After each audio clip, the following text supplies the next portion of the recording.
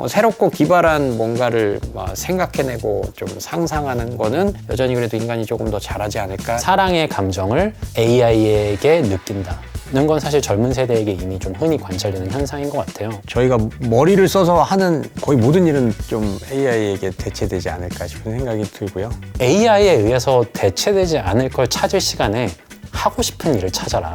그게 더 중요한 문제인 것 같아요.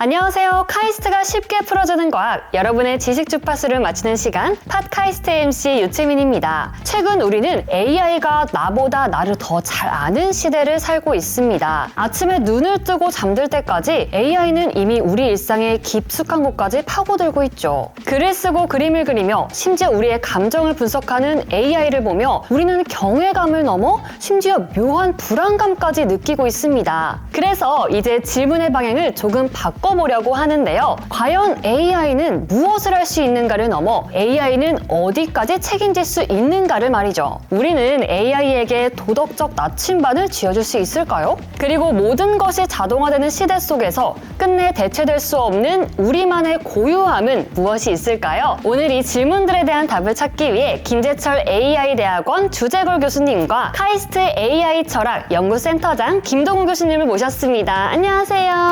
안녕하세요. 네, 자기소개 한 번씩 부탁드립니다. 네, 저는 카이스트 김재철 AI대학원의 주재걸 교수라고 합니다. 저는 카이스트 디지털인문사회과학부에서 철학, 교육 및 연구를 담당하고 있는 김동우이고 최근에 개소한 AI 철학 연구센터 센터장을 맡고 있습니다. 와, 네, 너무너무 반갑습니다. 오늘 이렇게 AI에 대해서 우리가 얘기를 해볼 건데 요즘 누구나 이렇게 일상에서 AI를 되게 자연스럽게 활용을 하잖아요. 특히 교수님들께서는 전문가이시기도 하지만 동시에 이제 사용자이시기도 한데 평소에 AI 잘 활용하시나요? 이 AI 분야에서 여러 연구들을 하다 보면 진짜 새로운 기술들이 진짜 시시각각으로 쏟아져 나오고 있는데요. 이제 새로이 나오는 논문들을 잘 정리하고 그걸 요약적으로 제가 빠르게 좀 파악하는데 AI 모듈들을 많이 활용하고 있고요. 강의에서도 어떤 그 강의 자료를 만들 때 여러 가지 그림이나 다이어그램 같은 것들을 만드는 용도로도 활용하고 있습니다. 저도 AI 일상에서 많이 활용하는데요. 대체로는 이메일 쓸 때 조금 더 공손히 내용을 잘 정리해서 전달해야 할 때, 다양한 서류 작성을 할 때 쉽게 빠르게 할 수 있는 서류들은 이제 주로 맡기고 검수만 제가 하는 방식으로 많이 활용하고 있습니다. 그러면은 이게 사용을 하시면서 어떤 순간에 이거 정말 유용하다 라는 생각이 드셨나요? 저희 학생들이 이제 그 AI를 잘 활용을 한 사례 중에 하나 좀 기억나는 걸 말씀드리면 논문 이제 데드라인 하루 이틀 전에 정말 급박하게 여러 가지 실험 결과도 뽑아야 되고 또 동시에 이제 논문 글 작성이나 그림도 만들어야 되고 그런 부분들이 있을 텐데 클로드가 이제 굉장히 이제 좀 좋은 성능을 보여주고 있고요. 에이전틱 AI라는 것을 통해서 논문을 작성하는 MS 워드, 논문 편집하는 오버리프라는 그거를 띄워놓고 그 핵심 내용들만 아주 러프하게 던져주고 그 초안들을 좀 먼저 작성을 해라 라고 하면서 그 학생은 저기 가서 다른 실험 결과를 뽑는다든지 이런 것들을 하고 있고 실질적으로 도움이 되는 여러 업무에서 이제 협업자 혹은 이제 파트너로서 이제 역할을 하고 있는 것 같습니다. 제가 AI를 활용해서 두 분 교수님에 대해서 물어봤어요. 근데 정말 세세하게 잘 나오더라고요. 간단히 요약을 하자면 주재걸 교수님은 요즘에 가장 핫한 기술을 만드시는 분, 그리고 김동훈 교수님은 그 기술의 본질을 묻는 분. 그래서 그 두 분의 만남이다 라고 이렇게 얘기를 하는데 동의하시나요, 두 분 다? 그냥 감사하죠. 저는 그렇습니다. 과분한 칭찬을 GPT가 해준 것 같습니다. 이 AI가 말한 것처럼 두 분이 모두 AI라는 같은 길을 걷고 계시지만 그 안에서 조금씩 다른 분야신 것 같더라고요. 그래서 어떤 연구를 하고 계시는 건지 자세히 소개 부탁드립니다.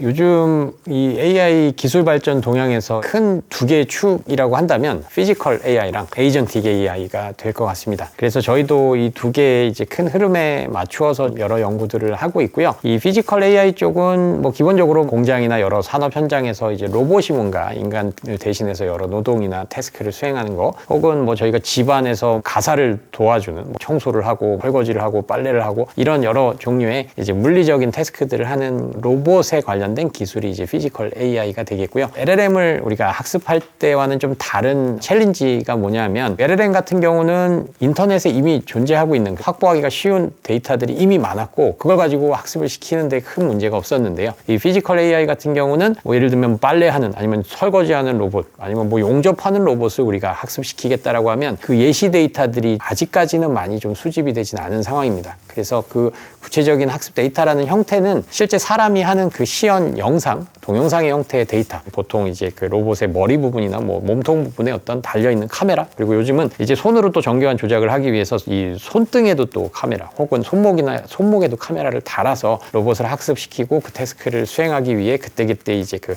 카메라 입력을 받아서 이제 수행을 하는 경우가 많은데 그런 게 아직은 많이 없기 때문에 요즘 뭐 시뮬레이션 환경, 뭐 예를 들면 어떤 게임 환경에서 뭐 설거지를 하는 어떤 뭐 캐릭터가 있거나 뭐 용접을 하는 그런 가상 세계 혹은 게임 세계에서의 뭐 그런 데이터들이 있을 텐데 그런 데이터를 좀 뭐 약간 뭐 꽝 대신 닭으로 이제 실제 적용할 로봇의 이제 학습 데이터를 활용하는 뭐 소위 이제 시뮬레이션 투 리얼 월드, 그래서 이제 줄여서 심 투 리얼에 관련된 좀 연구들을 많이 하고 있습니다.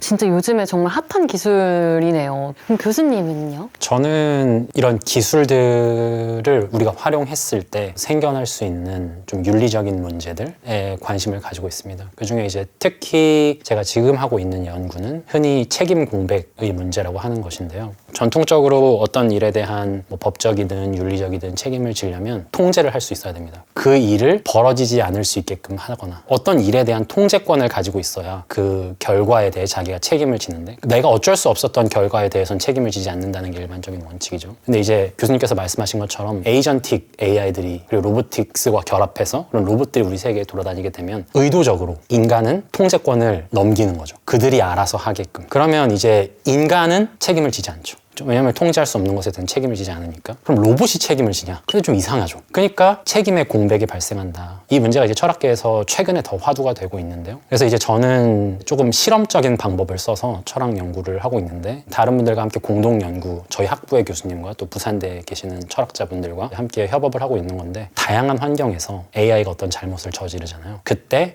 누가 어떤 의미에서 책임을 진다고 할 수 있을까? 혹은 사람들은 어떻게 생각할까에 대해서 좀 알아보고 있습니다. 교수님께서 말씀하셨다시피 그 부분도 굉장히 요즘에 많은 관심을 가지고 있는데, 이 AI가 가끔 편향된 판단을 내리거나 좀 사실이 아닌 것을 사실처럼 말하는 할루시네이션 현상이 또 이슈가 되잖아요. 이 기술적으로 이런 오류나 편견을 완벽하게 걸러내는 것이 가능할까요? 근데 요즘은 예전에 비해서 이런 뭐 환각 현상 혹은 할루시네이션이라는 문제에 관련된 여러 이제 뭐 어떤 불만이나 아니면 이슈 제기 같은 것들이 많이 좀 줄어든 상황입니다. 그래서 이제 기술적으로 그 사이에 이제 이런 부분들을 보완하기 위해서 LLM이 어떤 사용자 요청이나 질문을 받았을 때 내가 알고 있는 지식으로 답을 하면은 이게 좀 잘못될 수도 있어서 웹이나 어디서 검색을 해서 그걸 바탕으로 답을 해야겠다라고 판단을 하면 이제 그 기능을 내부적으로 수행을 하게 됩니다. 이런 부분들을 통해서 지금은 이런 할루시네이션 문제가 많이 좀 완화가 된 것 같습니다. 네, 그리고 또 이 부분도 굉장히 AI에 관해서 사람들이 많이 주목하는 건데, 그 영화가 굉장히 많잖아요. AI를 다룬 영화가. 특히 그 영화 헐을 보면 주인공이 스스로 진화하는 AI 그 사만다와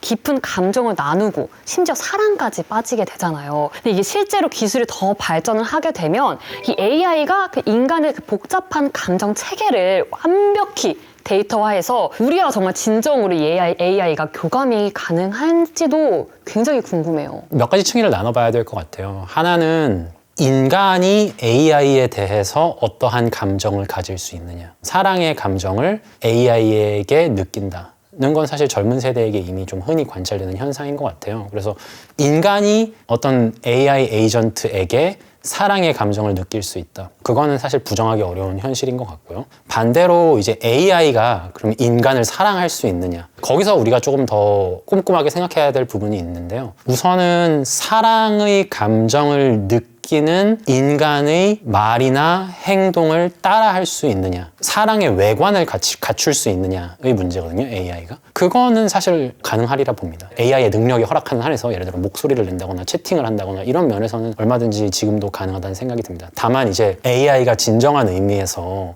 인간과 같은 사랑의 감정을 느낄 수 있느냐? 그 질문은 더 어려운 질문이겠죠. 근데 이게 AI만 잘 안다고 해결되는 문제는 아닌 것 같아요. 왜냐면 인간의 사랑이 뭔지도 우리가 잘 모르거든요. 그러니까 인간의 사랑이 뭔지, 그리고 그걸 AI가 똑같이 가질 수 있는지, 이거는 이제 앞으로 좀 이론적으로 더 과학과 사랑에 관한 인문학이 만나서 굉장히 오랜 시간에 걸쳐서 해결해야 될 문제라는 생각이 듭니다. 저는 그냥 좀 이상하지 않나? 라는 생각이었는데 들어보니까 진짜 그럴 수도 있겠다라는 생각이 들어요. 사실 AI에 대한 책임에 대한 주제도 굉장히 이슈인데 제가 훗날 이 자율주행차 혹은 그 AI 의사가 잘못된 판단을 내려요. 그러면 피해가 발생하잖아요. 그때 그 책임은 도대체 누구에게 물어야 되냐? 이게 굉장히 어려울 것 같은데 교수님 이건 어떻게 생각하시나요? 네, 그게 이제 제가 딱 연구하고 있는 주제랑 굉장히 맞닿아 있는데 누가 책임을 져야 할까? 이렇게 물으면 사실 누군가 한 사람이 책임을 져야 한다는 생각을 하게 해요. 그래서 저는 그렇게 질문을 하기보다는 교통사고가 나면 우리가 책임을 나누거든요. 그러니까 우리가 되게 오랜 시간 동안 책임을 분배하고 각자의 역할에 따라 책임을 지는 이 시스템을 굉장히 오랫동안 발전시켜 왔거든요. 그러니까 비슷한 프레임워크가 AI에도 이제 적용이 되지 않을까 그렇게 생각이 됩니다. 단순히 개발자와 사용자 AI 이렇게 삼각관계로만 보기는 좀 어려워요. 그래서 그런 다양한 이해관계자들이 누구인지 그리고 그들 사이의 책임이 어떻게 분배되어야 되는지 그리고 이거를 어떻게 하면 조금 더 정교하게 해서 개별 사례를 다룰지 이런 것들에 대한 연구가 굉장히 시급하다. 근데 이제 저의 생각은 지금 AI가 개발되고 적용이 되고 있는 단계이기 때문에 각 영역에서 활용이 되면서 점차 문제가 발생을 하고 그때 우리의 정의의 감각에 맞는 책임 분배의 방식이 떠오를 거예요. 그러면 그런 거를 모아서 천천히 쌓아나가면 각 분야에 맞는 책임 분배의 원칙이 세워질 수 있지 않을까. 그런 방향으로 가는 게 어느 한쪽이 속된 말로 독박을 써서 사소한 실수로 크게 망가지는 일이 없도록 하는 안전장치들 그런 건 사회적인 보험제도로 점점 가야 되지 않을까 뭐 그런 생각은 합니다. 그리고 이 AI가 워낙 발전을 해가지고 모든 직업을 대체할 수 있다 이런 말들도 꽤 많잖아요. 그러면 이 기술이 근데 아무리 정교해져도 끝내 이 AI가 또 정복할 수 없는 일들이 있다고 생각을 하지만 AI가 따라할 수 없는 인간만의 고유한 영역이 따로 있을까요? 저희가 머리를 써서 하는 거의 모든 일은 좀 AI에게 대체되지 않을까 싶은 생각이 들고요. 물리적으로 이제 몸 쓰는 일이나 그런 직업은 이제 상대적으로 굉장히 오래 갈 수 있으니 그런 걸 해야 되지 않나 뭐 그렇게도 좀 생각이 드는데요. 그러니까 뭔가 많은 직업들을 없앤다고는 하지만 그 와중에도 뭐 아주 소수의 사람들은 그 AI를 굉장히 잘 활용해서 부와 어떤 여러 가지 원하는 것을 일굴 수 있는 그런 또 여건이 된 세상인 것도 같습니다. 어떤 경우에도 인간이 자기가 하고 싶은 일을 못하게 되는 경우는 없는 것 같아요. 그래서 그러니까 저의 솔직한 생각은 AI에 의해서 대체되지 않을 걸 찾을 시간에 하고 싶은 일을 찾아라. 그게 더 중요한 문제인 것 같아요.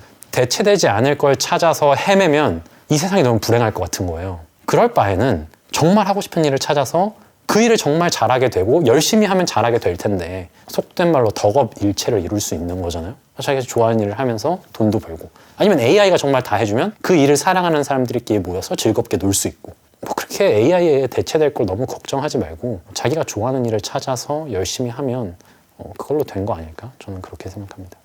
정말 요즘에 이런 것 때문에 걱정하는 취준생들이 좀 많으실 것 같은데 이 멘트를 들으면서 다들 뭔가 마음에 쿵 와닿았을 것 같아요. 저 또한 들으면서 아, 저렇게 생각할 수도 있구나. 그냥 내가 진짜 해보고 싶은 걸 한번 도전해보자. AI를 한번 능가해보자. 이런 식으로 생각을 바꾸는 게 훨씬 더 본인에 있어서 더 나은 삶이 되지 않을까라는 생각이 듭니다. 이제 AI를 넘어서 AGI, ASI가 나오는 시대가 됐잖아요. AI가 어떤 것까지 가능할 것이라고 보시나요? 일단 뭐 저희 실생활에 에이전트 AI라는 이 기술을 통해 굉장히 좀 빠르게 파급되고 스며들지 않을까 싶은 생각이 좀 들고요. 저희가 스스로 손수해야 됐던 것들을 AI가 많이 좀 대체를 해주고 편리하게 만들어 줄 수 있을 것이라고 생각이 듭니다. 그리고 그런 과정에서는 이 AI가 저희에게 뭔가 개인 맞춤형의 그런 AI로 좀 더 고도화가 되는 부분들이 또 중요하게 또 작용을 할 것 같습니다. 에이전틱 AI가 또 화두잖아요. 제가 이렇게 돈을 맡기면 AI가 스스로 판단해서 굴려주고 또 투자 투자하고 수익을 내는 일도 가능할까요? 네, 저는 뭐 충분히 가능하리라고 생각이 되고요. 저도 뭐 그런 분야에 좀 관심이 없지 않아서 그런 에이전트 AI 기반한 투자 포트폴리오를 좀 구성하고 뭐 이런 것들을 지금 만들고 있습니다. 어떻게 보면 뭐 시시각각으로 쏟아져 나오는 소위 액셔너블 인사이트라고 할 수 있는 그런 정보들을 잘 빠르게 추출을 하는 것들은 뭐 사람보다 AI가 훨씬 더 잘할 것이라고 좀 생각이 들고요. AI에게 저희가 어떤 뭐 명확한 그 뭐 목적성이라든가 한도나 어떤 뭐 규칙 같은 것들을 잘 설정해주면 이제 AI가 저희보다도 훨씬 더 다양한 상황에 맞닥뜨렸을 때 합리적으로 행동하고 대응할 수 있는 그런 측면에서 저는 뭐 AI가 뭐 저희의 뭐 재테크를 책임지고 이제 해주는 것이 전혀 뭐 불가능하지 않고 생각보다 굉장히 좋은 대안이 되지 않을까 싶습니다.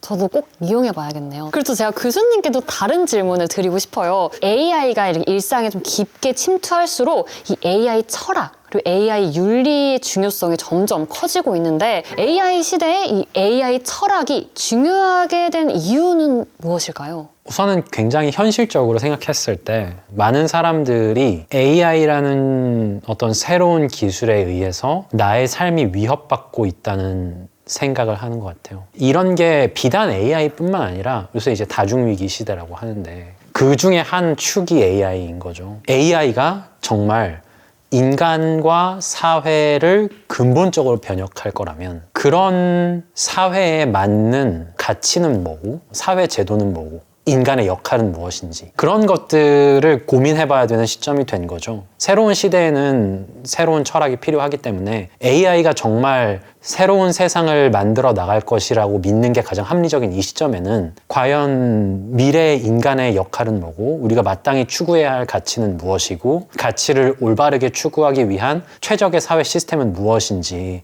대한 고민이 좀 필요하겠죠.